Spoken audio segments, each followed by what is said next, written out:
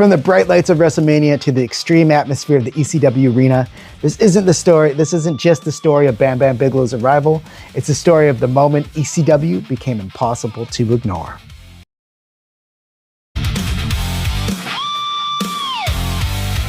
What's up, guys? I'm Danny Deathwish, the Hardcore Historian. This is History of Hardcore. Today we're going to be talking about one of the biggest arrivals in ECW in 1996. We're talking about the monster that changed everything, Bam Bam Bigelow. And we're going to be talking about why it happened, what was the implications, and what was going on at the time that made him go from WrestleMania superstar to the ECW arena.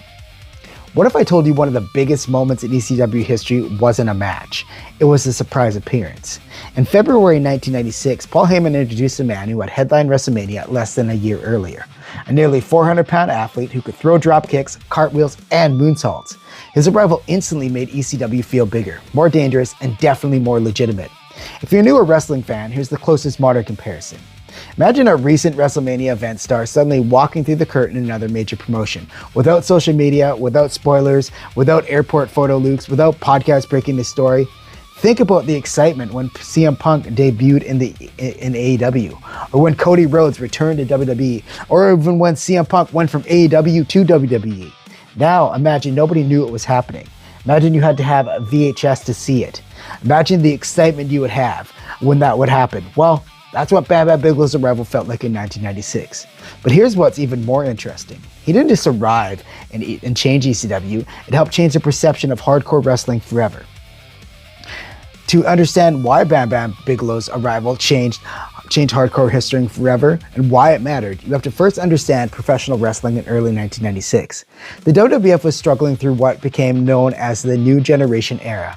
Business was down, attendance was falling, WCW had just launched Monday Nitro a few months earlier, and the Monday Night Wars had officially begun. Every major star leaving the WWF was expected to sign with WCW, because that's where the guaranteed money was. Meanwhile, ECW was running out of a converted bingo hall in Philadelphia. There were small crowds, limited television, tiny budgets, but Paul Heyman had something neither WWF or WCW had: creative freedom. He wasn't trying to outspend Vince McMahon, he was trying to outthink him. And then, one of the biggest names in wrestling history just became available. It's easy to forget just how big Bam Bam Bigelow was. He wasn't just another wrestler leaving the WWF. He had headlined WrestleMania 11 against NFL superstar Lawrence Taylor. Love the match or hate it, he was a main event superstar. He was main eventing WrestleMania. And main eventing WrestleMania meant you were one of the company's biggest stars. But after WrestleMania, everything changed. Instead of continuing to build Bam Bam as one of the wrestling's most intimidating monsters, his momentum disappeared. According to multiple accounts, he became frustrated with the creative direction and the backstage politics surrounding the WWF. Many stories from that era point toward the growing influence of the Clique behind the scenes, and eventually, Bam Bam Bigelow requested his release. For most wrestlers, leaving WWF in 1995 would have been viewed as a step backwards. For Bam Bam, it became the best career decision he ever made. Here's something many fans don't know. Paul Heyman already knew Bam Bam Bigelow long before ECW. In fact, Paul Heyman introduced Bam Bam Bigelow during one of his earliest professional appearances back in 1985. More than a decade later, the two would reunite. And Paul Heyman immediately understood something that WWF had forgotten. Don't change Bam Bam. Let Bam Bam be Bam Bam. And instead of portraying him as a sympathetic babyface, Heyman rebuilt him into a terrifying monster fans remembered. A 400-pound athlete with drop kicks, cartwheels, and top rope attacks. One of the most agile big men anyone had ever seen. Sometimes great booking isn't about creating something new. Sometimes it's simply reminding people why someone became a star in the first place. February 3rd, 1996, Big Apple Blizzard Blast, Queens, New York. Taz attacks ECW Commissioner Todd Gordon, then the music hits. Out walks Bam Bam Bigelow. Imagine being in that building. Nobody knew, there wasn't any spoilers, there was no internet, there was no dirt sheets posting the photos from the airport. The reaction was genuine shock.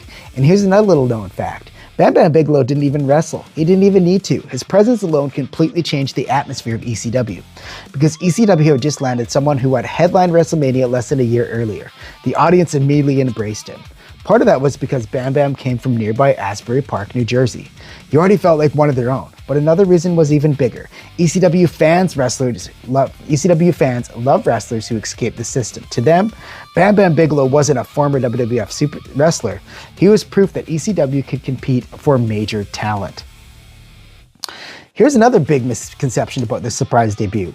Many fans think Bam Bam Bigelow became a full-time ECW wrestler immediately. He didn't. Throughout 1996, he made special appearances while continuing to wrestle elsewhere. It wasn't until 1997 that he officially became a regular member of the ECW roster. Looking back, that might have made him even bigger. Every appearance felt special. Every appearance felt important. And Heyman understood that something modern wrestling sometimes forgets. If fans don't see someone every week, they become an attraction. Then came Cactus Jack. Cactus mocked Bam Bam Bigelow over losing to Lawrence Taylor. Instead of reminding the fans of WrestleMania, ECW erased it. Bam Bam destroyed Cactus Jack. The monster was back. And while most wrestling fans remember Bam Bam's legendary rivalry with Taz in 1998, the seeds of that rivalry were planted the night he debuted in 1996. Paul Heyman was always thinking months, sometimes years ahead. How did Bam Bam change ECW? Well, Bam Bam Bigelow's arrival wasn't important because of the match. It was important because what it represented. A recent WrestleMania main eventer chose ECW, not WCW, not another independent promotion, ECW. And that changed how fans viewed the company. Suddenly, ECW wasn't just a regional promotion, it became a destination. If Bam Bam Bigelow believed in Paul Heyman's vision, maybe other stars would too, and they did. And over the next years, ECW became home to some of the most influential wrestlers in history. Rob Van Dam, Taz, the Dudley Boys, Tommy Dreamer, Sabu, the Sandman, and eventually Bam Bam Bigelow would become one of the defining heavyweight monsters of the promotion. His arrival helped legitimize ECW during one of the most important years in wrestling history. Looking back, Bam Bam Bigelow didn't just arrive in ECW, he arrived exactly at the right moment. The Monday Night Wars had just begun. WWF was searching for its identity. WCW was signing established stars. In the middle of it all, Paul Heyman convinced a WrestleMania main eventer that the future of professional wrestling wasn't in Stanford, it was in ECW. And that wasn't just a signing, it was a statement. Paul Heyman didn't create Bam Bam Bigelow.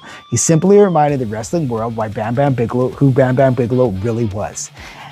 And that is the giant monster that he created in ECW going from 1996 to 1998. Man, I love Bam Bam Bigelow. He's one of the biggest stars and one of my favorite flying big guys in the business. Do you love Bam Bam Bigelow too? If you do, give me a like to this video. Share this video with someone you know.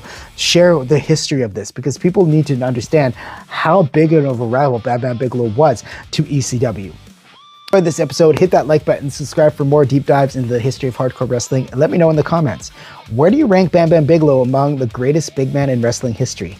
I rank him really high on the top. Probably one of my favorite flying big guys in the industry. He could do moonsaults, he could do all sorts of crazy stuff. And that's why I love Bam Bam Bigelow. And next week, we're uncovering one of the forgotten dream matches of the 1990s.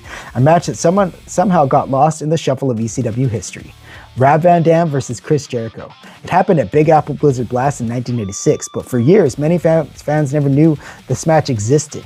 We're going to talk about what happened, why it was left off the commercial VHS release, and is it really the lost ECW classic that fans claim it is? We'll separate the fact from fiction next week on History of Hardcore. Because history isn't just about remembering what happened, it's about uncovering the stories that almost forgotten. I'm Danny Deathwish, the Hardcore Historian. I'll see you guys next time in the next video. Stay hardcore, my friends.